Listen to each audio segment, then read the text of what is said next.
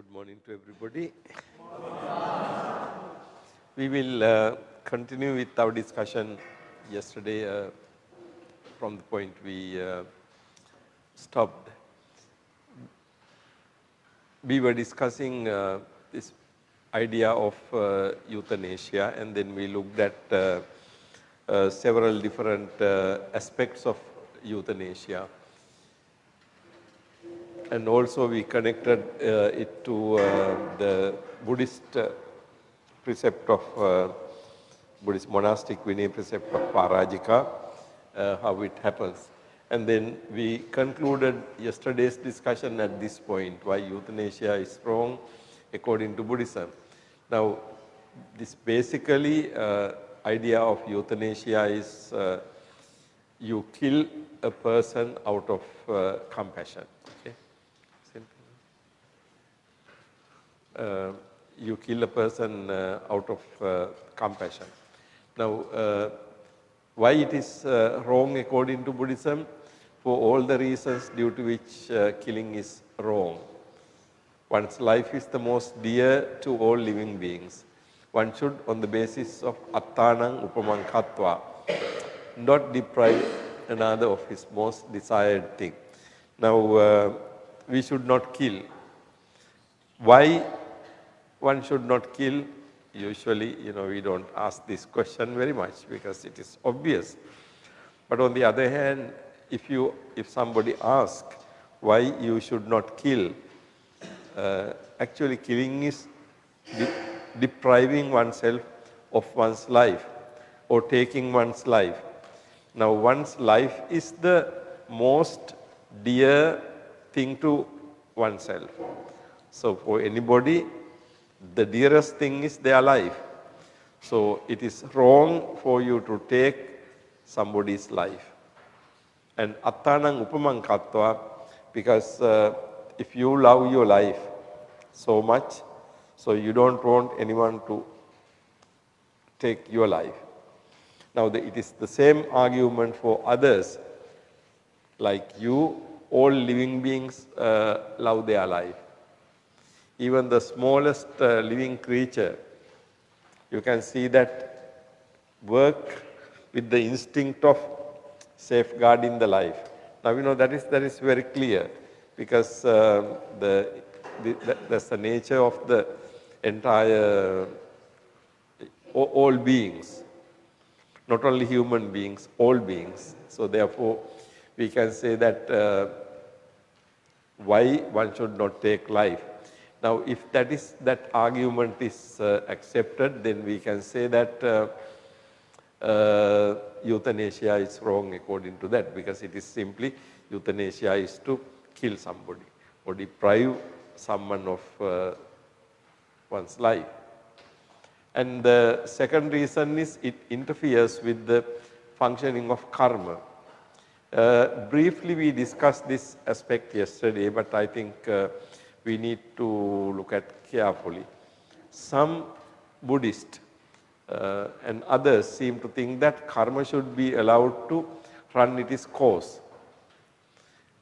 Now, some say why euthanasia is wrong, because when someone is suffering from acute suffering and terminal illness, euthanasia means that you kill that person, terminate the life. But then some others say that, no, it is wrong. Why it is wrong? The reason is, if that person is terminally ill because of his or her karma, if you stop life at some point, then you are interfering with karma. So, even though you terminate life in this life, according to Buddhist understanding, you die and you are born again. So, only your suffering in this life is over, but your suffering can be continued in the next life. So, actually from that point of view, we can say that there is no point of euthanasia, because it's only you terminate the suffering in this life, in the samsara, you are born again. So, in the next life, you are subject to suffering again. they say that, okay, so therefore we should allow karma to run its course. But this concept, this idea that karma has to really exhausted.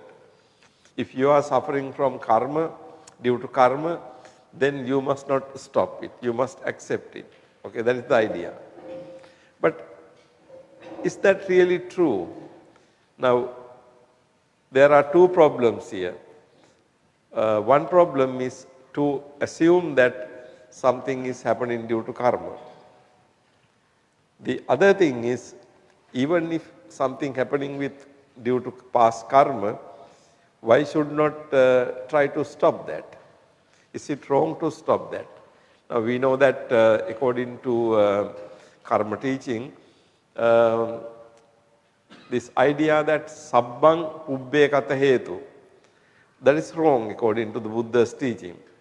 The view that everything is happening due to past karma, sabbang ubbe kata hetu, that is rejected. Because if you think that everything that happens to you happened because of karma, then there is no end to it. Because what happens in this life is due to your past karma. So you can't do anything about it. You can't change it. Okay? So, that idea is rejected. But certain illnesses can happen because of past karma. But we exactly don't know. You remember in the discourses, it talks about utu parinamaja abada, visama pariharaja abada. So abada or illnesses rise from various different reasons. Seasonal changes and bad food and things like that. And among them you have karma vipakaja abada. So abada that caused by karma vipaka. Now karma vipaka, there is only one reason for abada, not everything. So we cannot say that all the illnesses that come to us is due to karma vipaka. There are many other reasons. So and also the other thing is, we don't know which of our illnesses are result of karma vipaka, right? We don't know that. So certain things can be because of karma vipaka, but we don't know. Now in that type of situation, what we can do is, whenever we have an illness, we must do something to get cured, right? So this whole idea of that we should leave karma to run its course, I think not very Buddhist idea.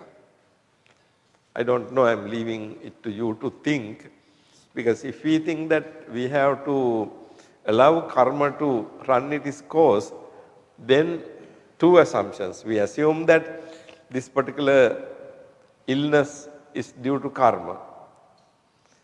The other thing is, we think that karma has to be running its course. But that is an endless process. Karma vipaka is an endless process. Karma vipaka can have, as you know, certain vipakas. As a certain vipaka, you are being born in certain. And then after that, of course, there are what is called in that life, in various occasions, that karma can come again and cause results. So that is not an end. Again, whether karma has run its course or not, we don't know.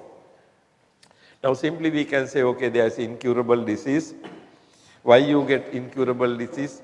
Very often people think that it's because of your bad karma. So ultimately ending with death. Okay. So when there is an incurable disease and the very acute pain, so usually people tend to think that this is because of bad karma. But we are not really sure. Okay. So I think therefore this second idea, karma should be allowed to run its course. Now the question is, but then what is the limit of interference or non-interference with karma? Now if you get a disease due to karma, Does that mean that you should not do medicine, take medicine? No. Whether the illness is due to karma or not, we don't know. Whether it is karma or not, we take medicine. We go for surgery. We do other things, right? So it doesn't mean that we allow karma to, okay, this is karma, this illness is because of karma vipaka, so we must not do anything.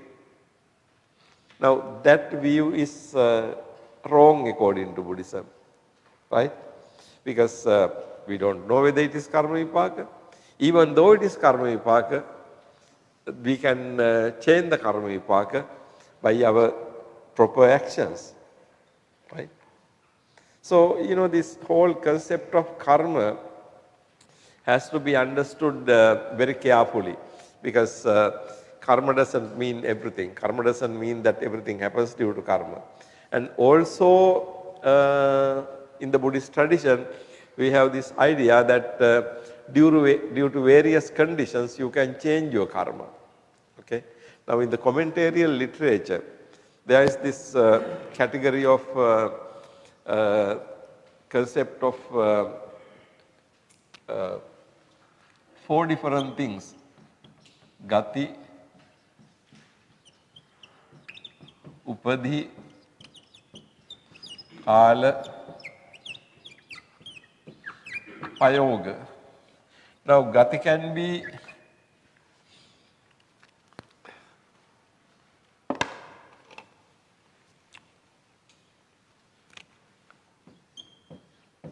sampatti or vipatti. Same thing upadhi, same thing kala, same thing payoga. Now these factors, gati means a particular birth. Gati means a particular birth as a human being or as an animal or as a bird, as a reptile or as a divine being or whatever. So gati. Upadhi means physical appearance. Upadhi, physical appearance. Kala, the period, the time period during which you are born. Payoga means your actions, your behavior. Now these 4 factors, according to the commentarial literature, these 4 factors can be either sampatti or vipatti. Sampatti means these 4 factors can be influencing your karma vipaka in a good manner. Vipatti means these very same 4 factors can be influencing your karma in a bad manner, negative manner. So the earlier sampatti means it can be influencing your karma in a positive manner. Now, you know, these are very interesting things, because although you have a karma vipaka, you are undergoing karma vipaka, these factors can change. Gati. Now, for example, if you are born as a human being, if you have any karma that is going to be producing result as an animal, that is not going to happen, because your gati, your particular fact that you are being born as a human being influences it. Or you are born as a divine being. Then, you know, certain things don't happen with divine beings. So, you know, those karmas are not effective. So like that. Upadhi is your physical appearance.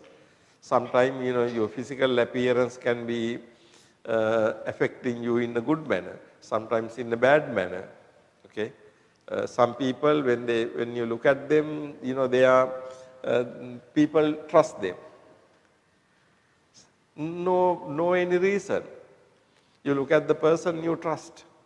But that is because of your something with your appearance.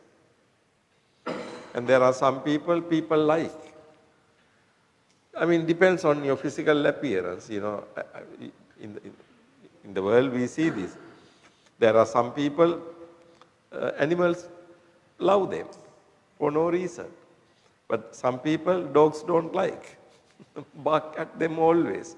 You know, like that. I mean, simple things. So where, you know, your physical appearance can be, and then kala, the period during which you are born. So that also affects your karma, whether you are born in a good period or bad period, depending on. And then payoga means the most importantly, the way you do things, the way of your behavior. Now that also is affecting the karma vipaka.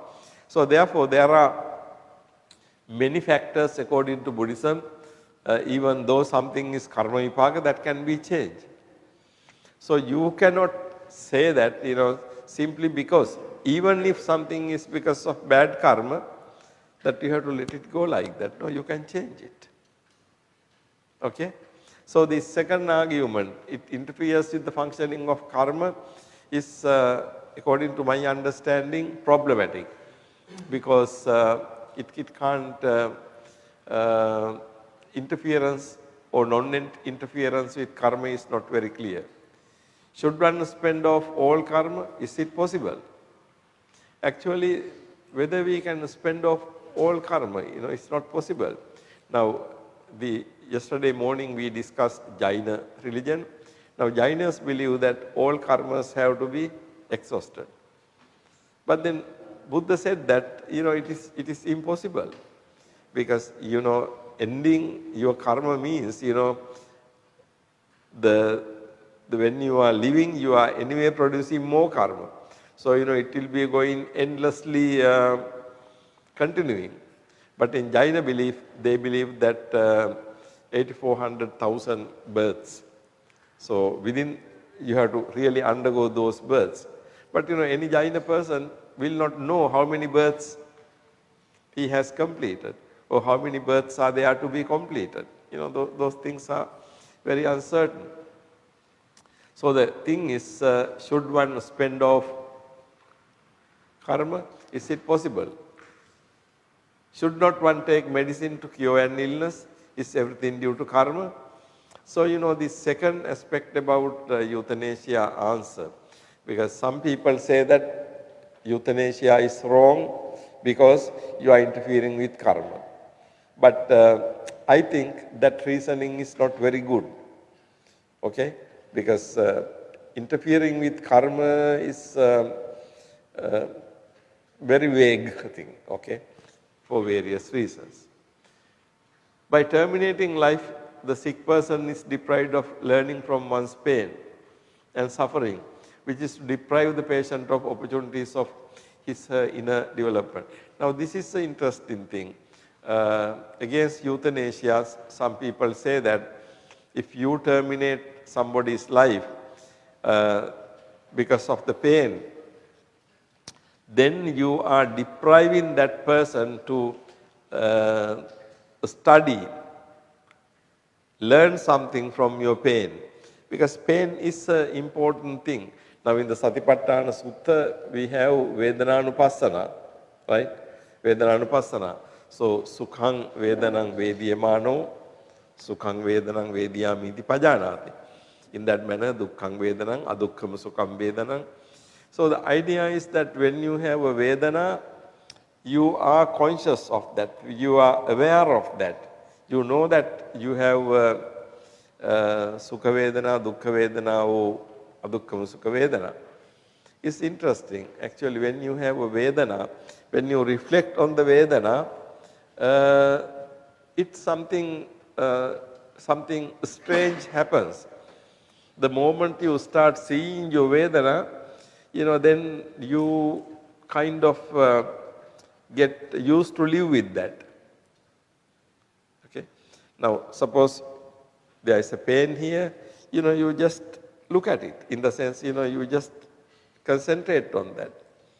Then, the Vedana becomes part of your object, and then ultimately you can live with that, how Vedana affects you.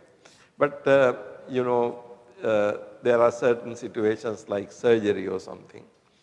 It is not very easy for you to undergo pain in the surgery. So that is why in a surgery, they give you some medicine so that you don't feel it, or they make you unconscious, right? Situations like that.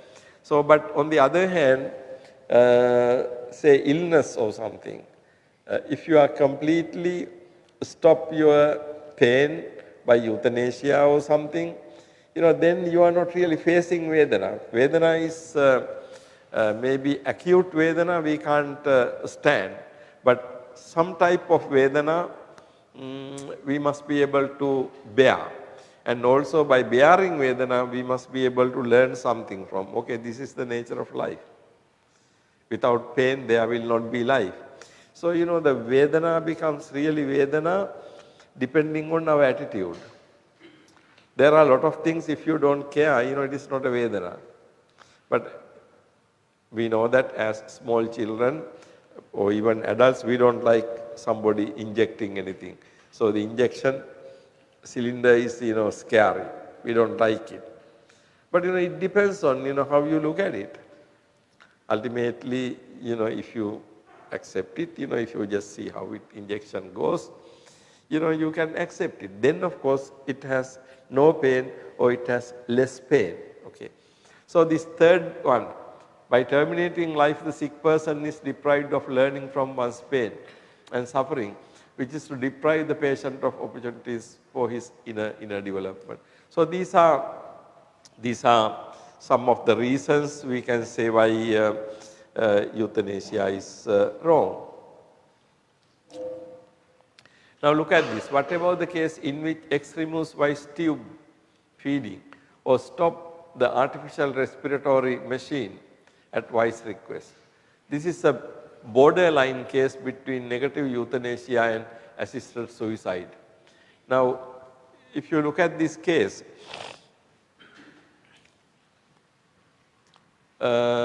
X removes Y's tube feeding or stop the artificial respiratory machine at Y's request. So Y is the patient, Y asks X to remove the tube that has been put into feed or stop artificial respiratory machine. Now, what is the situation? So this is a borderline case between negative euthanasia and assisted suicide. Actually, this comes in between what is called negative euthanasia. Now, you are not doing something, injecting any lethal, some drug or anything, but you simply take away feeding tube or the respiratory machine. Now, in such a situation, what is the position? I mean, like, is the person guilty of euthanasia or not?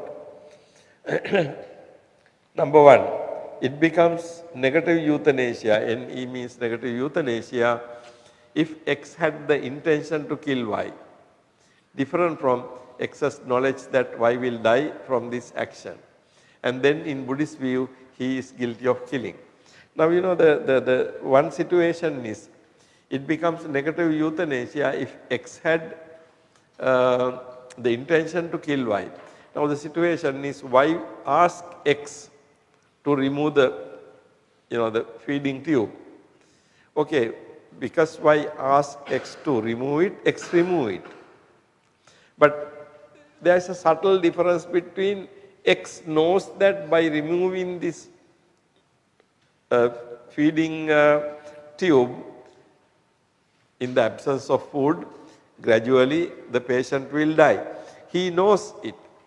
But does knowing means he has intention? Now, there seems to be a distinction between knowledge and intention. Now, clearly X knows that Y will be dead without food. But can we also say that Y has the intention to kill? X has the intention to kill Y. Do you see the difference between that? Knowledge and intention. Okay. When Y asks X to remove Y's feeding tube, why? Because Y doesn't want to continue with that. And then when X removes it, X knows that without food Y will be dying. Maybe 1 day, 2 day or 3 day or same day he will be dead. But the important thing is if X had intention to kill, then it becomes negative euthanasia. Now, of course, he has knowledge. He knows that. What is the meaning of it? You remove the feeding tube, and then the person will be dead. So he knows it. But did he have the intention to kill? Okay. Now, it becomes negative euthanasia if X had the intention to kill. Okay. When X did that, even though at the request of Y, then we can say if he had the intention to kill, then he is guilty of euthanasia. Now, different from X's knowledge that Y will die from this action. And then in Buddhist view, he is guilty of killing. So, whether the person is guilty of killing or not depends on their intention. So, when Y asks X to remove it, when X removes it, in addition to his knowledge that Y will be dying of this, if he had the intention, then he is guilty of euthanasia, negative. If X did not have the intention to kill Y, but only had the knowledge that his action will cause death, then X is not guilty of killing. Think of an opposite case, X does not have knowledge but has intention. Okay, that's a different thing. Now the second position is, if X did not have intention to kill Y, but only had the knowledge that his action will cause death, then X is not guilty of killing. Okay. Mere knowledge will not make you responsible for killing. Only, and then I say, think of an opposite case.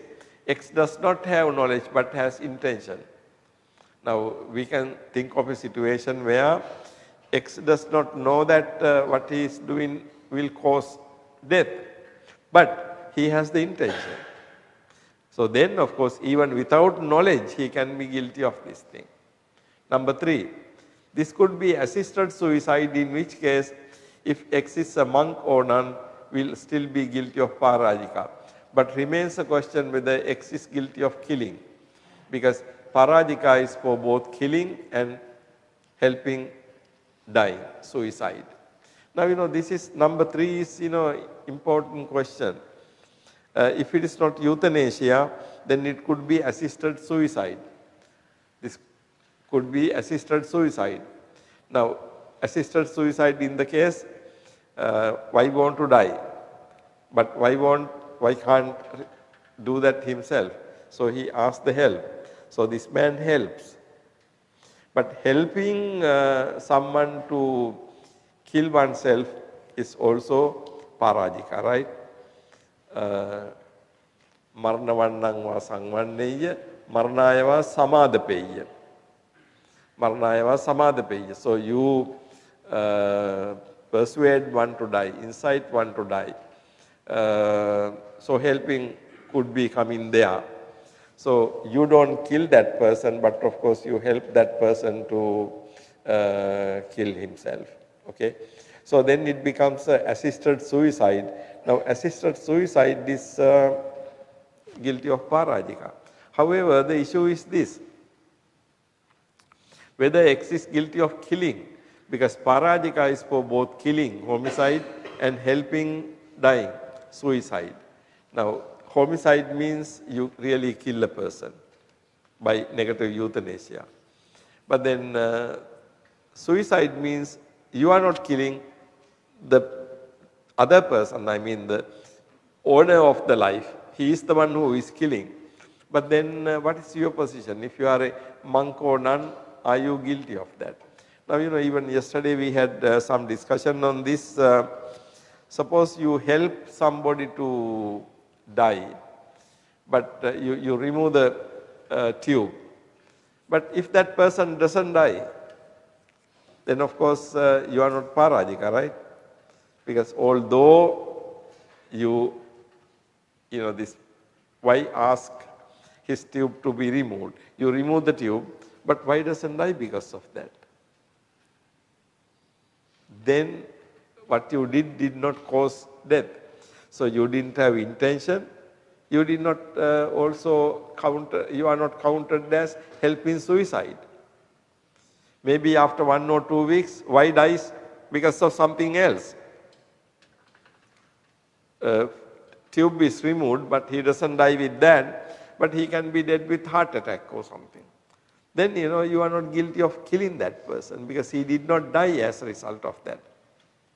This parajika offense, they are really something little bit unclarity. Now, maranaya samadapaya, maranavannang sangvanneya, you praise death. But even though you praise death, if the person is not dead, then of course you are not guilty. Okay? So the assisted suicide, you become parajika if the person kills himself. Okay? So that part is also very important. So if you look at this case, extremus vice tube feeding or stop artificial respiratory machine at vice request, now there can be these situations. Okay? So this could be assisted suicide. So if it comes under assisted suicide, then we have to conclude that person is going to be guilty of killing a person. So if it is a monk or nun, then of course guilty of parajika. Okay, there are certain other issues for us to think. Should the life be maintained at any cost? In particular, in a situation where there is limited resources, where such resources may be used for curable patients, should the life be maintained by machinery be continued? Should the life maintained by machinery be continued? Now, this question. Now, one question we can ask is, should a life be maintained at any cost? Now, even my yesterday's discussion, I told you, because of the technological and medical developments in the world today, we can maintain somebody's life on the bed for practically any number of days, with the help of machinery. But then, health care anywhere in the world costly. It costs some money. Now, in a lot of countries, people have health insurance. So if you get sick, your insurance will pay, but you have to pay the insurance. Now, if you don't have insurance, particularly in countries like European countries or United States, you will be in an extremely difficult situation because medical healthcare cost is very high. If you have to pay your own pocket, then it will be really, really very difficult thing to do because many people in those countries die because they don't have health insurance. I think the situation in some other countries is different. For example, in a country like Sri Lanka, healthcare is completely free, so you don't have to spend money. Now, but that is not the case with many countries. So the situation is there is an economic problem here. You are maintaining a life by feeding, by machine. So this person is, we say, technically alive in the hospital on the bed. The problem is, should we continue to do that? There are two issues. One is economic issue, because healthcare is very important. And particularly if the healthcare is limited healthcare, then what about other people? There can be other people who are curable. So should you continue to preserve the life of this person, or should you take the machine to another person whose life can be saved? Now, say if you have health insurance, if your insurance pays your health bill, then we can say in that sense, okay, you can carry on. But in a situation where healthcare facility is limited, although now if you take the country like Sri Lanka, healthcare is free, but the facilities are limited. So the doctors will have to make decisions practically every day. Now for example, there is a very old man is being putting in the machine.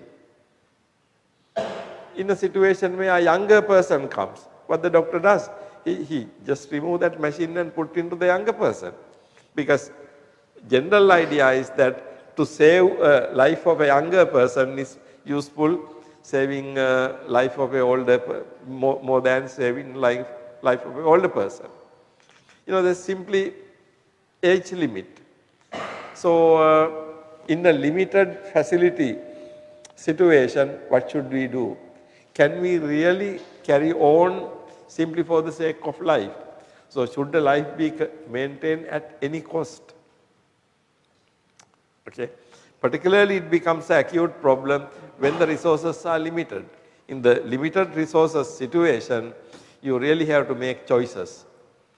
To whom should we allocate resources? Then people have, doctors have criteria like age limit and also the possibilities of spending a fruitful life. So if it is a very old person, not much chances of life, they will use those facilities on a younger person. Now what is the situation?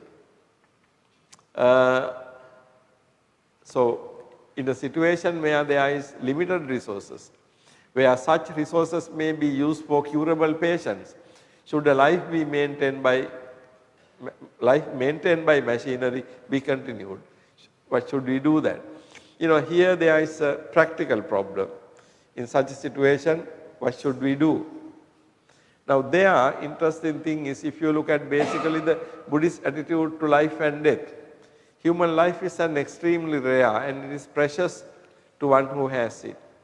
Hence one should have only minimum interference with another's life. That's understood.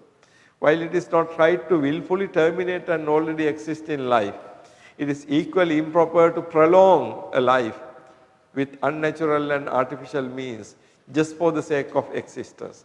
Now read that last paragraph again carefully. When we look at the Buddhist attitude to life, I think the Buddhist attitude to life is that two things. You must not terminate already existing life. Life is already there. You must not stop that, terminate that. That is one aspect. On the other hand, you must not prolong life by unnecessary artificial machinery.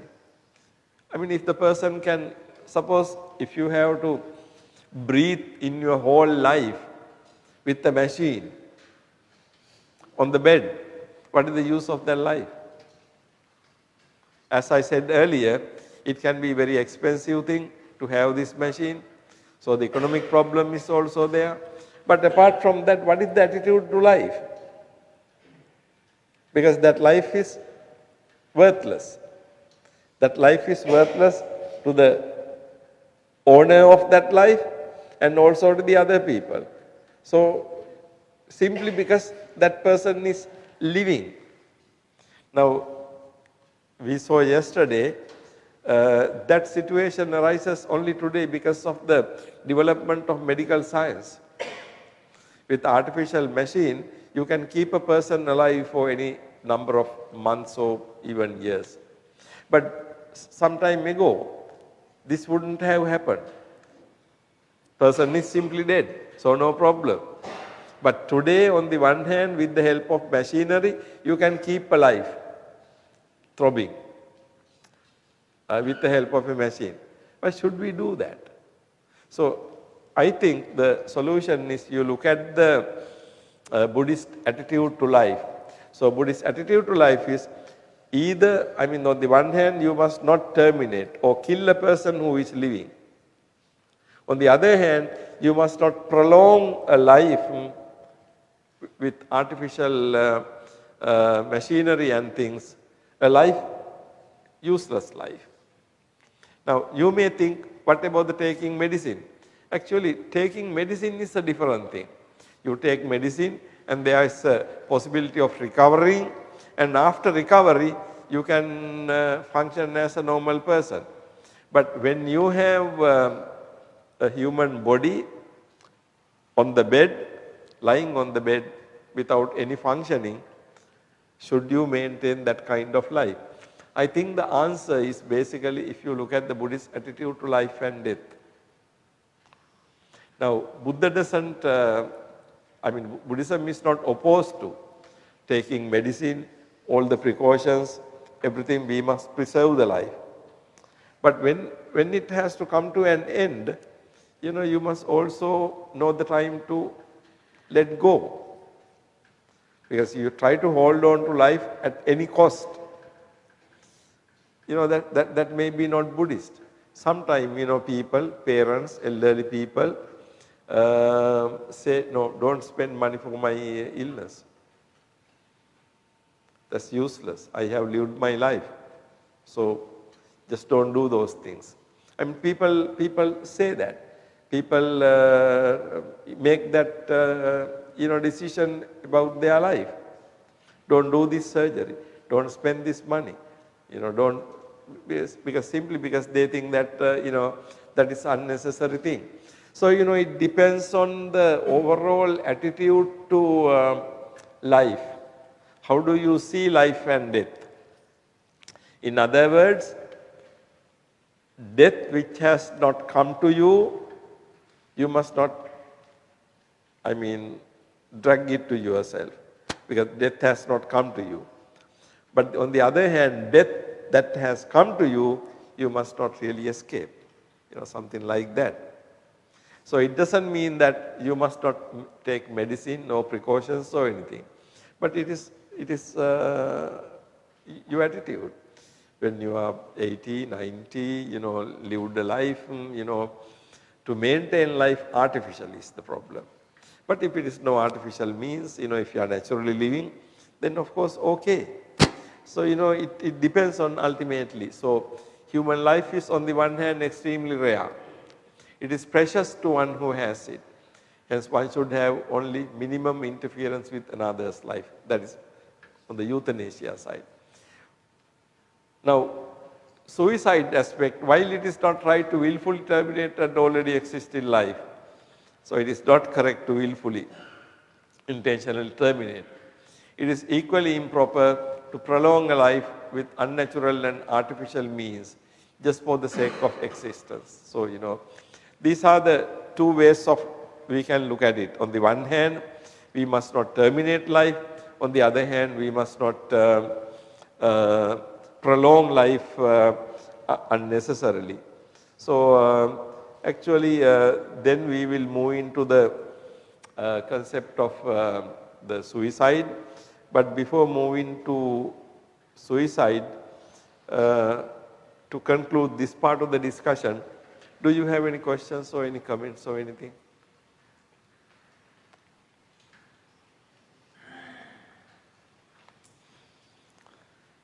Any agreement or disagreements?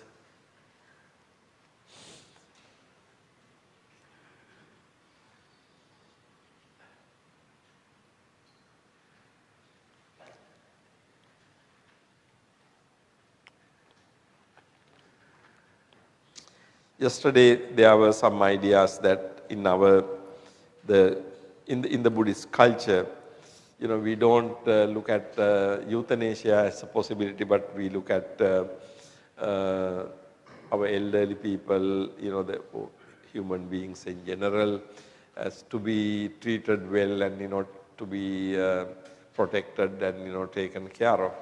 That's true. But today, on the other hand, we are talking about different societies where people have limited resources.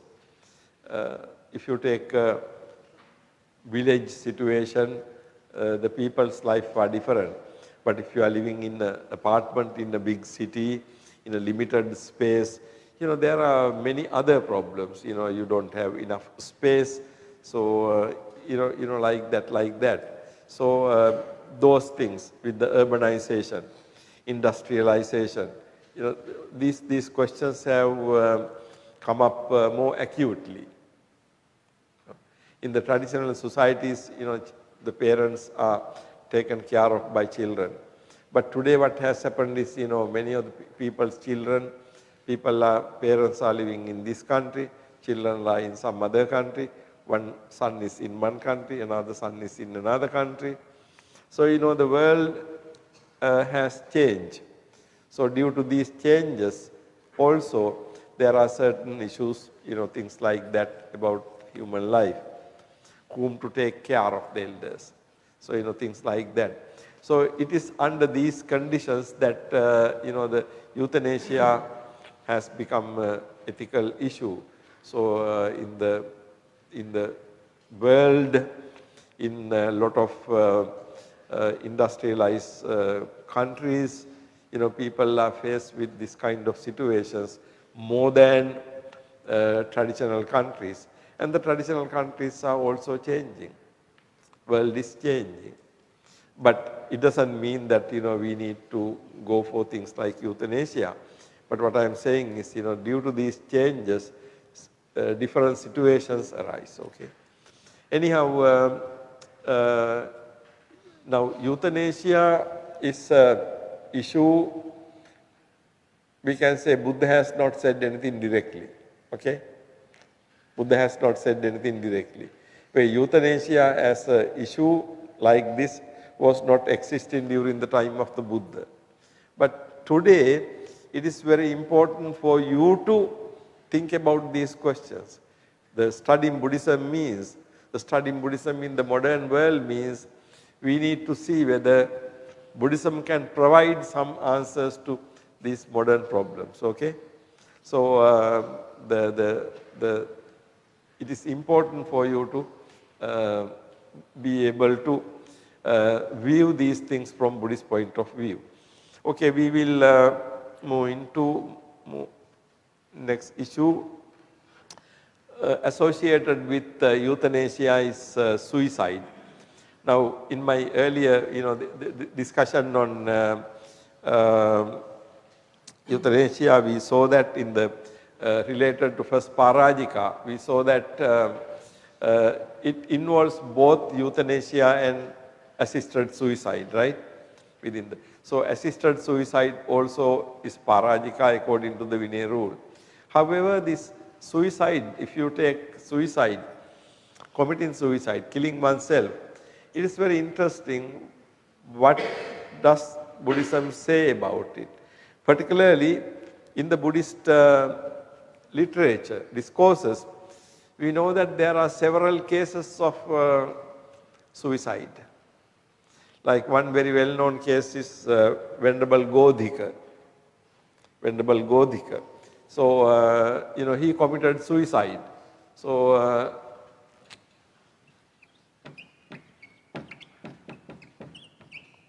another is Channa. So, these, I think Samidhi also, I am not sure. But Godhika's case and Channa's case are very well known in the discourses. Venerable Godhika committed suicide. Actually, he was attaining some kind of Samayikang Cheto Vimutti. It has been described as Samayika Cheto Vimutti, temporary Cheto Vimutti, temporary freedom of mind. But he could not retain it. So every time he attains it, but he could not retain it. So finally he decided that he will commit suicide. However, committing suicide means maybe he took a knife and cut his veins or something. We know that the death doesn't happen quickly because it happens through the blood, draining of the blood.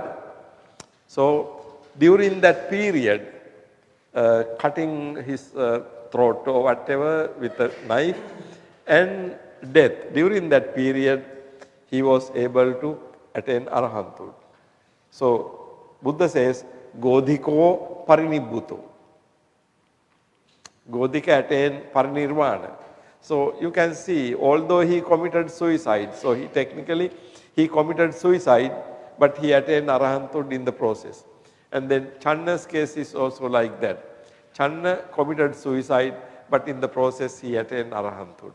So whatever the causes, I mean the cases we have on suicide in the canon, in the discourses, interestingly they attain arahanthood in the process.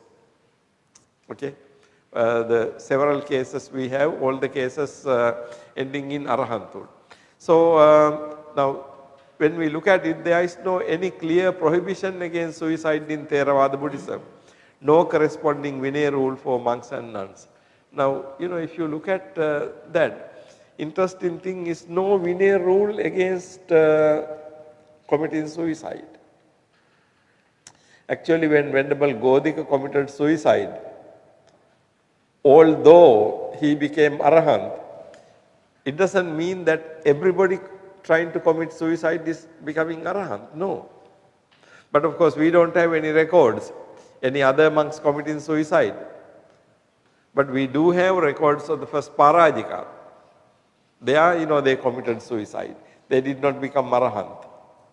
But first Parajika, interesting thing is, the Vinaya rule comes about killing, not about suicide. The third Parajika involves instances of suicide and assisted suicide. But the Vinaya does not address the suicide issue in those places.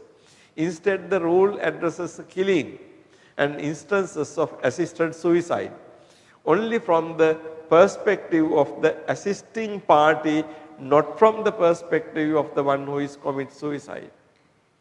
Now, if you look at the Vinaya, this is something very interesting and important.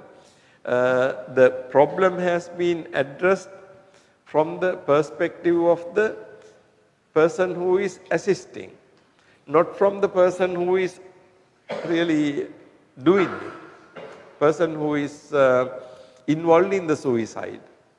So, the Vinaya rule is related to the person who assisted. Okay? But specifically there is no Vinaya rule for committing suicide. What is the situation? How can we analyze this? On the one hand, we can say that if you attempt committing suicide, but you did not die, then of course there is no suicide. If you committed suicide, then you are dead. I mean, there is no way to find somebody guilty in that sense, because the person is dead. So either you are alive, in which case there is no suicide, or you are dead. In that case, of course, there is no one left to have talk about a Vinaya rule, or I mean, there is no guilty person left in that sense. But it's important question to think why Buddha did not really come up with the rule. Because the first Parajika, the rule is killing is wrong. But what about those monks who asked Migalandika to kill themselves? Right? Migalandika did not kill them out of his own will. He did that, Migalandika did that because the monks asked him to, they asked this person to kill them. Okay? Now, nothing is said about the monks who asked him to kill them. But the Vinaya rule is concerned with the killing. So therefore, Migalandika is, of course, he is the Adhikammika, so he is not guilty, but of course, killing is the issue there. But what about the committing suicide? So, it's interesting. There is no particular rule. Now look at the third paragraph. It is the same with the monk who cast himself off a cliff of Vulture's Peak mountain to commit suicide and accidentally and unintentionally killed a man but failed in his attempt. The rule to prohibit casting off oneself, na bhikkave attanam patetabang, not on suicide. Now, this is very interesting. There is a story of a monk who wanted to commit suicide. He jumped off the cliff But then when he jumped off the cliff, he landed on a man below who was doing something. Unfortunately, that man died, but not this monk. So his attempt to commit suicide was a failure. So he did not die, he survived, only that man died. At that occasion, Buddha said, Na bhikkhave attanang pate tabbang. So if you look at the precept, Na bhikkhave attanang pate tabbang. Patati, pateti. You know the difference, right? Patati means fall down. Pateti means you cause something to fall down. Right? Patati, pateti. So here the Buddha says, Na bhikkhave attanang pate tabbang. So one should not make oneself fall. So this is the rule. Now the later Theravada tradition, however, interprets this rule to mean suicide. Milinda Panha interprets the rule in this manner. The Vinaya commentary does the same. Peter Harvey summarizes the Vinaya position in the following 5 points. Okay. Now, interesting thing is, if you look at the later Vinaya commentary and also Milinda Panha, this Attanang Pate Tabbang has been interpreted as one should not kill oneself. But if you look at the story is about a monk causing himself to fall or jumping off. Then with this thing, Buddha says, don't make yourself falling off.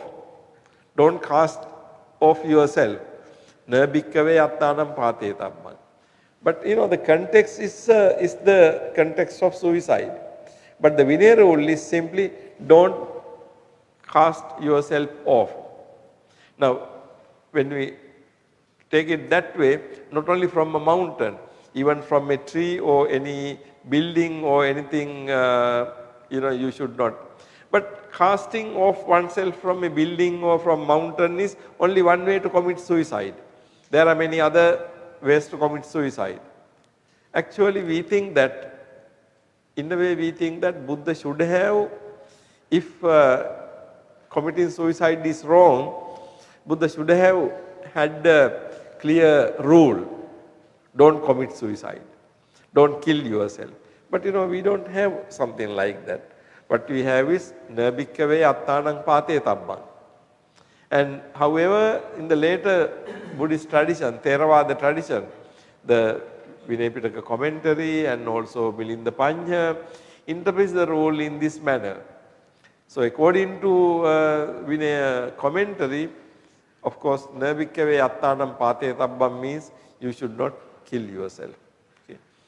Now, according to Peter Harvey, number 1, here not only is oneself not to be cast off, also by whatever other means, even by stopping eating, one is not to be killed. Whoever is ill and when there is medicine and attendance, desires to die and interrupt his food, this is wrongdoing, surely. Now actually, that has been mentioned in the Vinaya, not only casting off, but even if you stop eating in order to die, that also is wrong. Whatever other means, stopping eating, one is not to be killed. Whoever is ill, and when there is medicine and attendance, desires to die and interrupt his food, this is wrongdoing. So it is really a pachitya, because if you are sick, but you have medicine, you have attendance, then you can't not take medicine. You have to take medicine, because you must try to save your life. So you can't simply commit suicide if there is medicine, and also if there are attendants, then you can't really refrain from taking medicine. So if you desire to die, even if there is medicine and attendance, then of course it is wrong. But look at the number 2.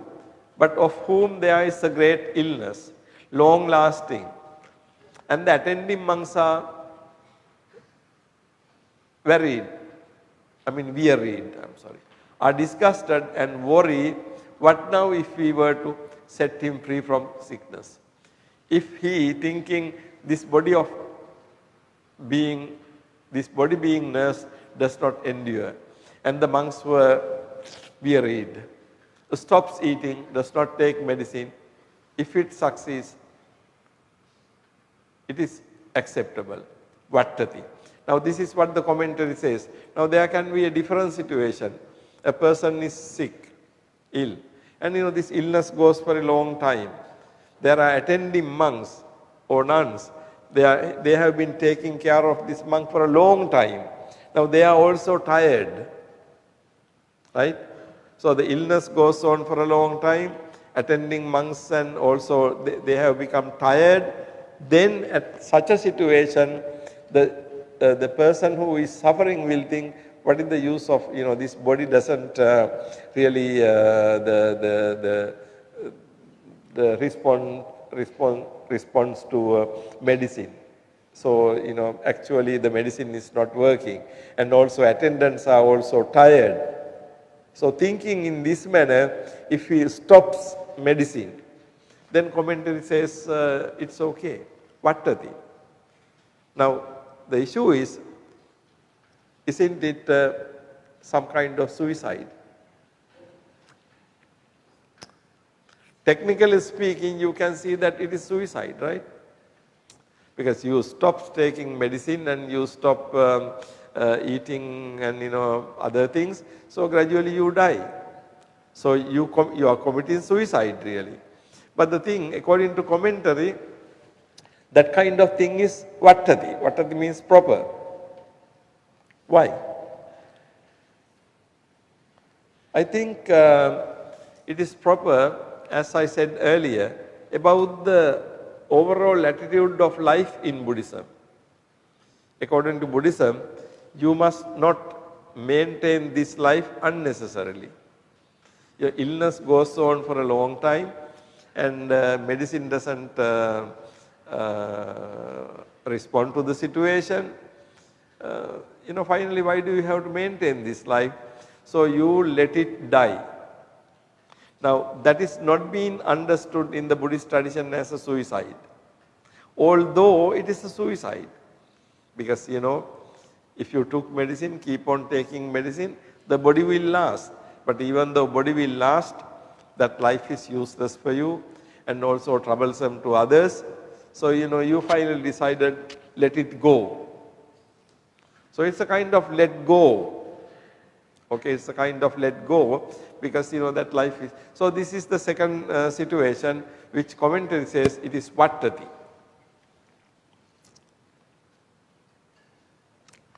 Number 3, who thinking this illness is intense, the life activities do not persist, and this special meditative attainment, Visheshadigamo, of mind is seen as, if I can put my hand on it. So he stops eating, it is acceptable surely. Now another situation, this kind of stopping medicine is acceptable. Now again, this person is ill for a long time, but so the life activities do not persist. It's very difficult. This special meditative attainment of mind is seen as if I can put my hand on it, but he has achieved Vishesha Adhigama, a special Adhigama, realization. He feels that I can put my hand on it. It's so close to me now. I have achieved it. So, thinking that he stops eating, because he would rather achieve this meditative attainment than eating and prolonging life. Anyway, he says this is useless because illness is intense. So, severe illness, but he has meditative attainment, almost he get it. So, what he thinks is, rather than my illness, I will concentrate on the meditation. So when you concentrate on the meditative attainment, because you are not concentrating on your illness, and you are not taking medicine, naturally you will die. But you make that decision, okay. So in other words, this kind of suicide is also a slow type of suicide. It is possible, it is okay according to the commentary if you have achieved some kind of Visesa Adhigama. So if you are Adhigama, realization, if you have achieved the good realization, I mean higher realization, you can see that you are committing suicide. Of course, the word is not used there. Actually, in Pali language, there is no term to suicide really. Okay. So anyhow, it is okay. So it is not described as suicide, but simply you stop medicine.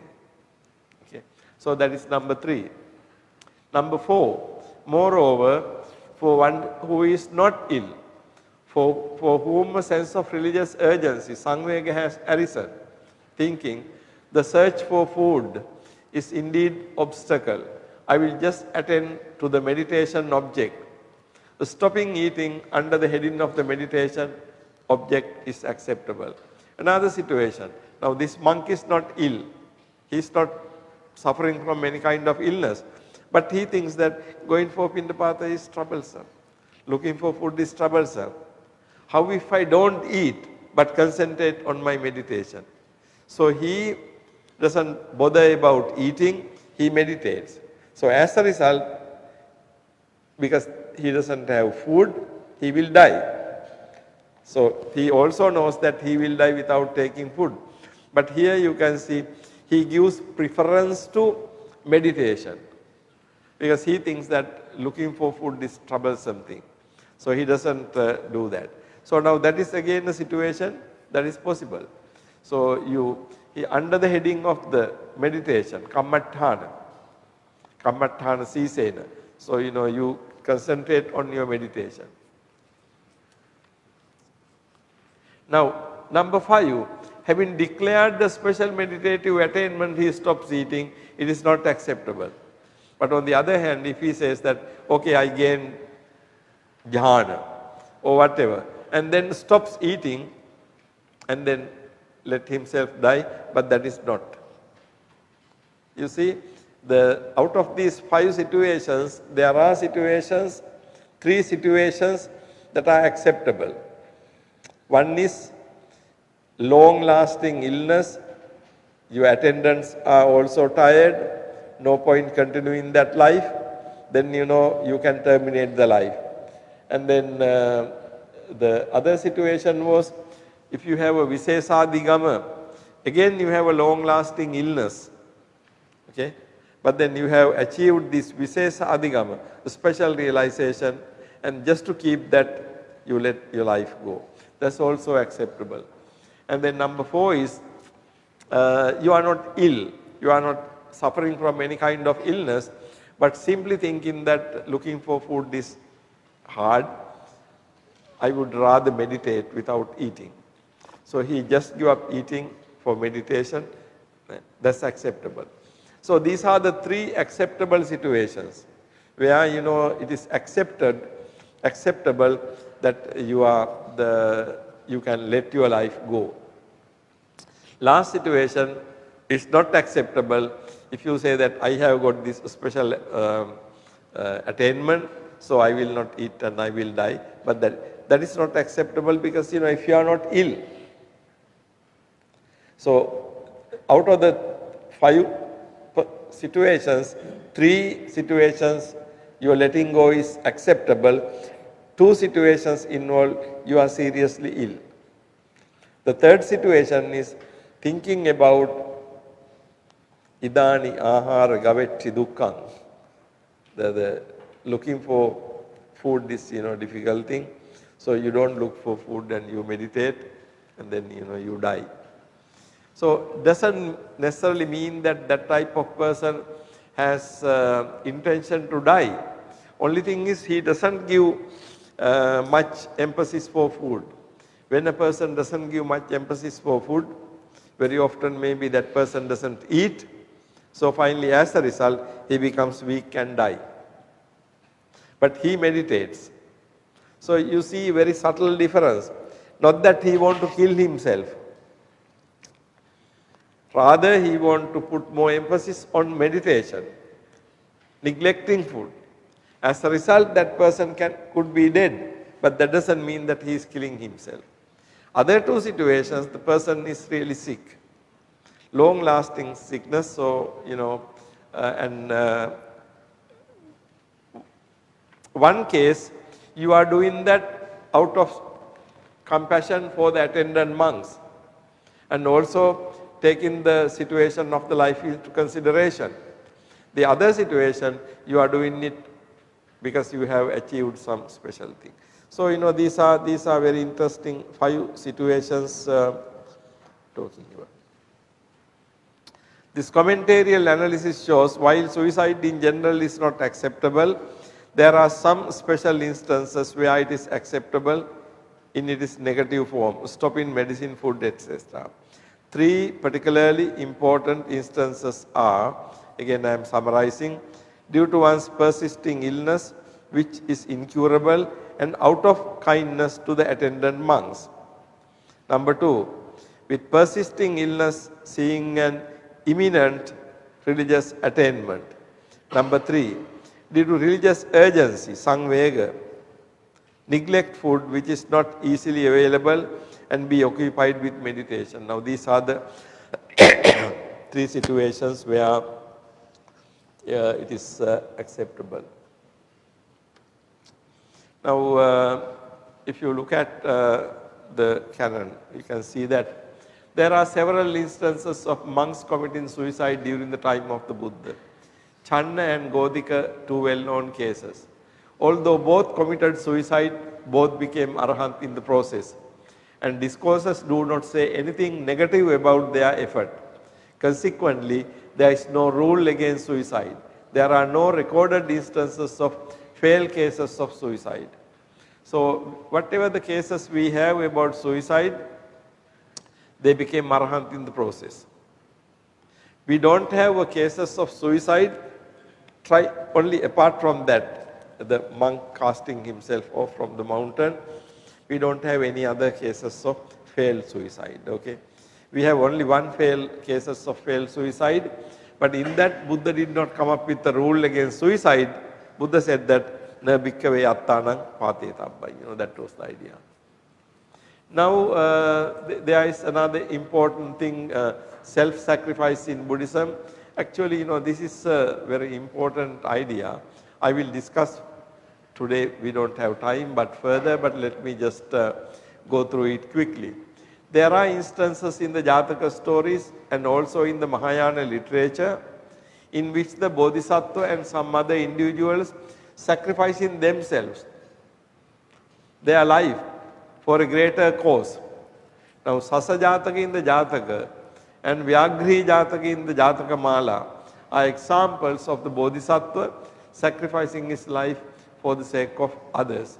So, this idea of self-sacrifice. Now, someone can ask whether it is a suicide or not. The Buddhist concept of paramita, perfections, has the concept of self-sacrifice imbibed into it as the greatest degree of perfection, paramatha paramita. Altruism in the highest sense seems approved in Buddhism. However, discourses such as Ambalattika Rahulawada Sutta Majjhima Nikaya seem to place both oneself and the other on par in ethical considerations. Judging by the overall Buddhist attitude to life and death, it appears that suicide is not approved or encouraged in Buddhism. If assisting someone to commit suicide is wrong, as mentioned above, suicide itself cannot be right. But this general rule seems to have exceptions. So basically what we see is, if assisting suicide is wrong, by assisting suicide a bhikkhu becomes parajika or bhikkhuni becomes parajika, then suicide can't be right? Because assisting becomes wrong because act itself is wrong. So my argument is, even though it is not stated clearly, suicide is wrong according to Buddhism. However, In the next discussion, I would like to discuss this problem of self-sacrifice in Buddhism. Okay. All right, I will wind up my discussion for this morning with this. And do you have any questions or comments or anything?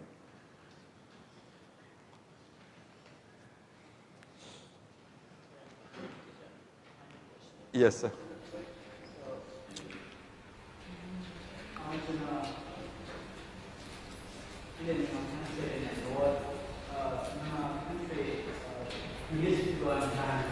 We always see as they always do suicide. And Western countries, kind of age, they always do suicide. So some people they have complete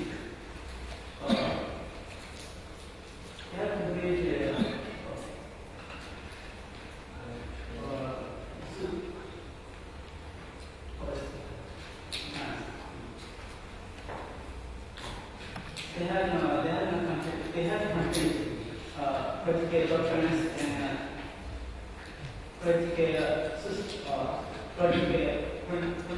political community. And so they always trying to suicide, to mass killing. They always do suicide to kill suicide.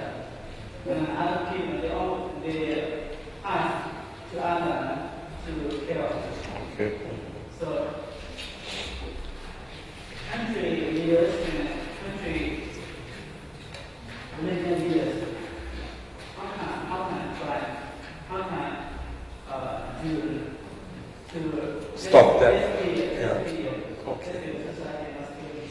Yeah, Devan, thank you. In fact, the question is about, the question is on committing suicide. In fact, all over the world, this is a problem. Yesterday we were discussing, and then the participants mentioned about Korea, and they say that every 43 minutes somebody is committing suicide. So in that country, every 43 minutes. So that means daily. So the various reasons like competition in the life, psychological problems, poverty, lack of money, and so economic problems, psychological problems, and the stress, all these things ultimately causing people to commit suicide. Actually, it is important from a Buddhist point of view, as I said here, although there is directly no rule against committing suicide, if somebody helps someone to commit suicide, that is wrong. So if so, committing suicide is also wrong according to Buddhism. Okay. Now what we can do is actually religious leaders and Buddhist the monks and nuns can do it.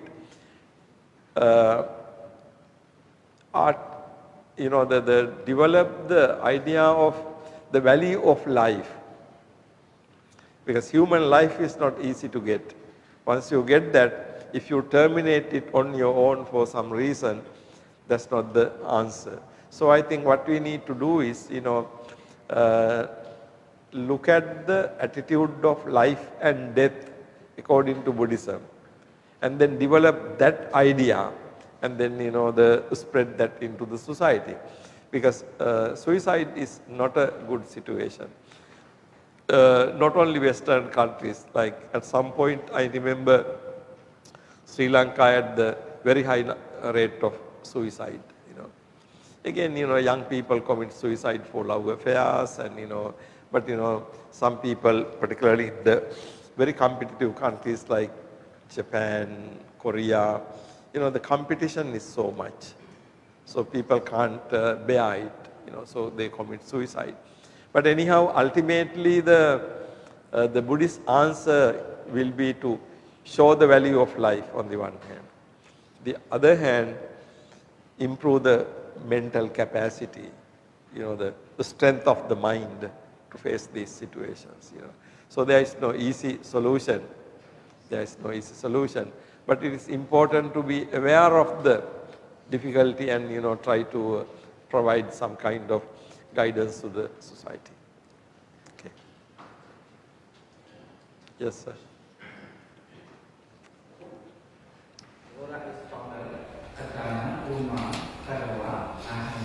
Yeah. Someone attack our family, our country, or our religion. In this situation, how should we do that to protect our family, our country, or our religion? In this situation, if we attack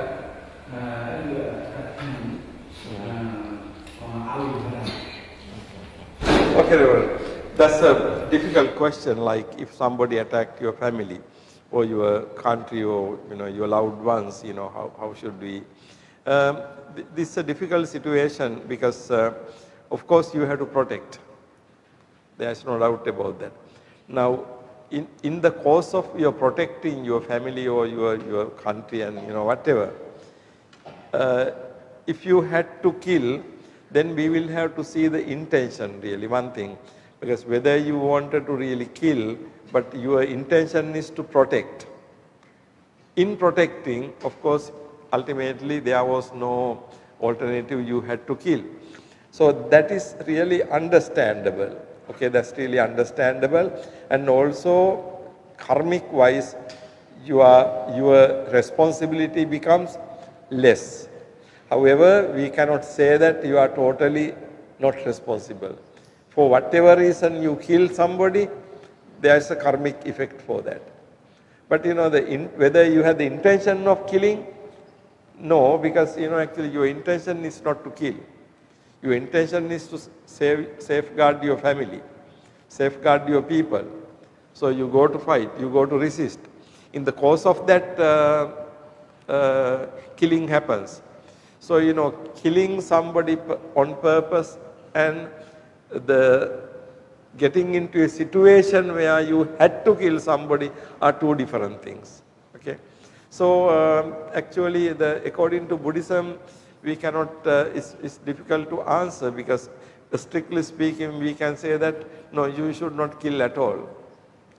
But on the other hand, if you take the society, in a society, if others do not allow you to live like that, then of course you have to protect that life. That's the situation. Now, particularly when foreigners come and invade your country, you have to safeguard it. If they destroy the religion, you have to safeguard the religion. Now, in order to do that, maybe at times you have to go to fight.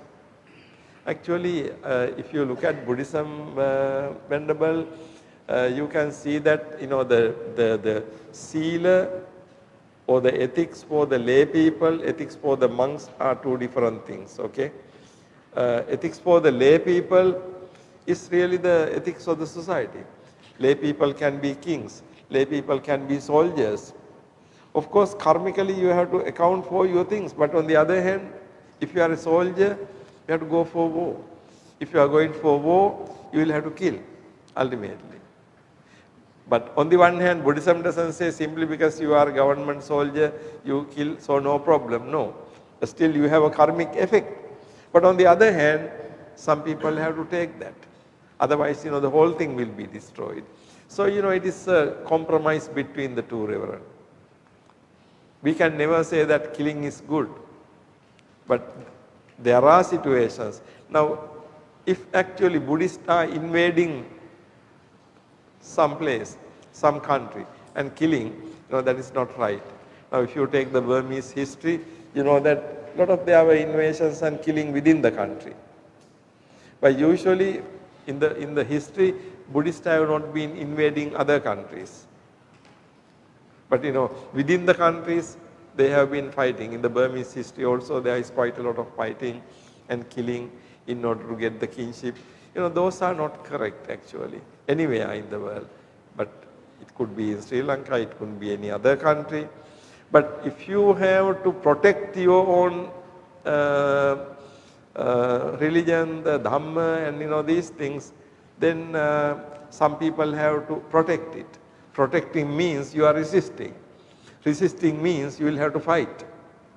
So, you know, the living in this world ultimately, if people are forcing you to do those things, you can't help.